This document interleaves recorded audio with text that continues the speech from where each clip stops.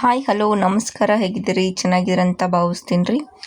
ನೀವೇನಾದರೂ ನನ್ನ ಚಾನಲ್ಗೆ ಹೊಸಬ್ರಾಗಿದ್ದರೆ ಸಬ್ಸ್ಕ್ರೈಬ್ ಮಾಡದೇ ಇರೋರು ಸಬ್ಸ್ಕ್ರೈಬ್ ಮಾಡಿಕೊಂಡು ನನ್ನ ಚಾನಲ್ಗೆ ಸಪೋರ್ಟ್ ಮಾಡಿರಿ ಅಂತ ಕೇಳ್ಕೊತಾ, ಇದು ನೋಡ್ರಿ, ನಾವು ಮಾರಮ್ಮನ ಗುಡಿಗೆ ಹೋಗ್ತಾ ಇದ್ದೀವಿ. ಆ ಮಾರಮ್ಮ ದೇವಿಯ ದರ್ಶನವನ್ನು ಮಾಡೋಣಂತ. ಇದು ನೋಡ್ರಿ, ಇದು ಮಹಾಭಾರತ ಕಾಲದೊಳಗೆ ನಡೆದಂಥ ಒಂದು ಕತೆ ಏನೈತಲ್ಲ, ನಿಮ್ಮ ಮುಂದೆ ಹೇಳಕತ್ತೀನಿ. ದ್ರೌಪದಿ ದೇವಿ ಅದಳಲ್ಲ, ಒಂದು ದಿವಸ ಊರಿಗೆ ನೀರು ತರೋಕ್ಕಂತ ಹೋಗಿರ್ತಾಳೆ. ಹೋದಾಗ ಏನೈತಲ್ಲ, ಒಂದು ಕಲ್ಲಿನ ಮೇಲೆ ಮಾರಮ್ಮ ದೇವಿ ಕುಳಿತುಕೊಂಡಿರ್ತಾಳೆ. ಆವಾಗ ಏನೈತಲ್ಲ, ದ್ರೌಪದಿ ತಾಯಿ ಏನೈತಲ್ಲ, ನಮಗೆ ನೀರು ಕೊಡು ಅಂತ ಕೇಳ್ಕೊತಾಳೆ. ಆವಾಗ ಏನೈತಲ್ಲ, ಮಾರಮ್ಮ ದೇವಿ ಏನೈತಲ್ಲ, ತನ್ನ ಹತ್ರ ಇರೋ ಕಮಂಡಲ ಒಳಗೆ, ಅಂದ್ರೆ ಒಂದು ಕುಡಿಕೆ ಒಳಗೆ ನೀರನ್ನು ಕೊಡ್ತಾಳೆ. ಅದಕ್ಕೆ ಈ ಜಾಗದೊಳಗೆ ಏನೈತಲ್ಲ, ನನ್ನನ್ನು ಪೂಜೆ ಮಾಡಿರಿ ಅಂತಂದು, ನಾನು ಈ ಊರನ್ನು ಕಾಪಾಡ್ತೀನಿ ಅಂತಂದು ಅವರಿಗೆ ಮಾತನ್ನು ಕೊಡ್ತಾಳೆ. ಅದೇ ಜಾಗಕ್ಕೆ ಏನೈತಲ್ಲ, ದೇವಿಗೆ ನೀರನ್ನು ಇಲ್ಲಿ ಹಾಕ್ಲಿಕ್ಕತ್ತೀವಿ ನೋಡ್ರಿ. ಇದು ಮತ್ತು ಇನ್ನೂ ಒಂದು ಕಥೆಯನ್ನು ಹೇಳ್ತಾ ಇದ್ದೀನಿ. ಇಲ್ಲಿ ನೋಡ್ರಿ, ಮುಂಚೆ ಎಲ್ಲ ಹಿಂದಿನ ಕಾಲ ಒಳಗೆ ಅಂದ್ರೆ ಮಾರಮ್ಮ ದೇವಿ ಅಂದ್ರೆ ಮಾರಿ ಪ್ಲಸ್ ಅಮ್ಮ ಅಂದರೆ ಮಾರಮ್ಮ, ಮತ್ತು ರೋಗವನ್ನು ಕಳೆಯುವ ತಾಯಿ ಅಂತಲೇ ಹೇಳ್ಬೋದು.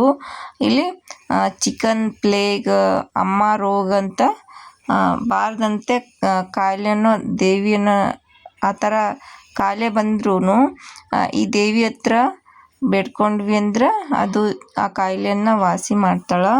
ಮತ್ತು ಮಾರಮ್ಮ ದೇವಿ ಹುಟ್ಟಿದ ಕತೆ ಅಂದ್ರೆ, ಇದು ಹಳೆ ಕಾಲದೊಳಗೇನಿತ್ತಲ್ಲ, ಭೂಲೋಕಕ್ಕೆ ಮಾರಿ ರೋಗ ಬಂದಿತ್ತು.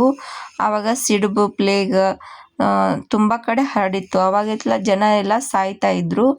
ಆಗೇನೈತಲ್ಲ, ಪಾರ್ವತಿ ದೇವಿ ಏನೈತಲ್ಲ, ಜನರನ್ನು ಕಾಪಾಡೋದಕ್ಕೋಸ್ಕರ ಮಾರಮ್ಮನ ಅವತಾರವನ್ನು ತಾಳಿದ್ಲು.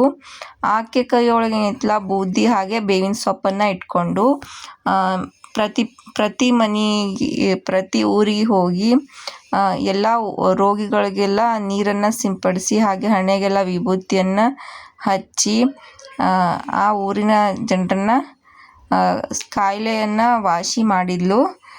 ಹಾಗಾಗಿ ಎಲ್ಲ ಊರೊಳಗೆ ಏನೈತಲ್ಲ, ಅಮ್ಮನ್ನ ಪೂಜೆ ಮಾಡ್ತಾರೆ. ನಮ್ಮಮ್ಮ ಅಂತಂದ ಆಕೆಯೇ ಮಾರಮ್ಮ ಅಂತ ಪೂಜೆ ಮಾಡ್ತಾರೆ.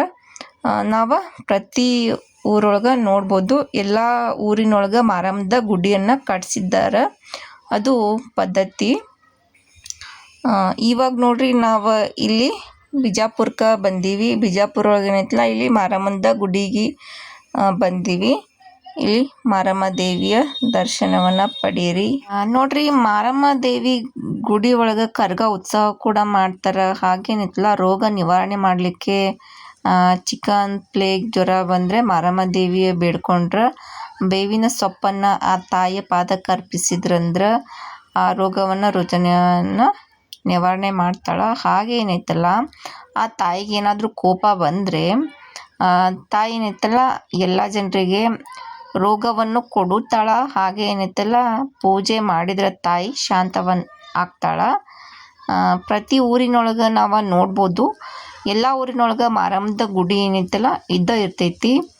ಹಾಗೆ ನಿಮ್ಮೂರೊಳಗೂ ಇತ್ತು ಅಂದ್ರೆ ಕಮೆಂಟ್ಸ್ ಒಳಗೆ ಮಾಡಿರಿ. ಆ ತಾಯಿಗೆ ದರ್ಶನವನ್ನು ಪಡೆಯಿರಿ.